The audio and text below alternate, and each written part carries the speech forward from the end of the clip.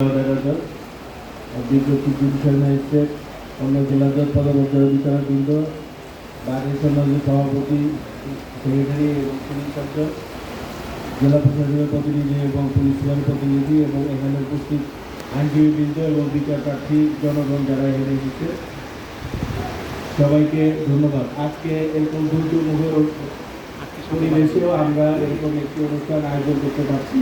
এটা মূলত আসলে গরিব দুটির জন্য যারা অর্থের অভাবে মামলা করতে পারে না, বিচার বিবর্জিত হয়, তাদের জন্য সরকার চমৎকার একটি সুযোগ সৃষ্টি করেছে। আমরা নারায়ণগঞ্জের বিচারকরা বলতে পারি যে আমরা এই বিষয়টা নিশ্চিত করার জন্য নিরলসভাবে কাজ করে যাচ্ছি।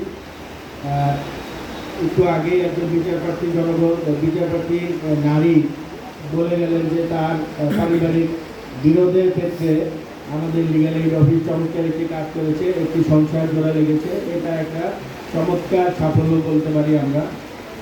আমরা আমাদের প্রত্যেকের অবস্থান থেকে যদি আমরা চেষ্টা করি, আমরা সরকারের এই উদ্যোগকে আমরা ভবিষ্যতে সামনের দিকে এগিয়ে নিয়ে যেতে পারবো এবং এই বছরের যে প্রতিপাদ্য সরকারি খরচের বিরুদ্ধে সবার আগে বাংলাদেশ, এই প্রতিপাদ্যকে সামনে রেখে আমরা ভবিষ্যতেও আমাদের দায়িত্ব সম্পর্কে সচেতন হব। তাহলেই সরকারের এই উদ্দেশ্যটা সফল হবে। ধন্যবাদ সবাই।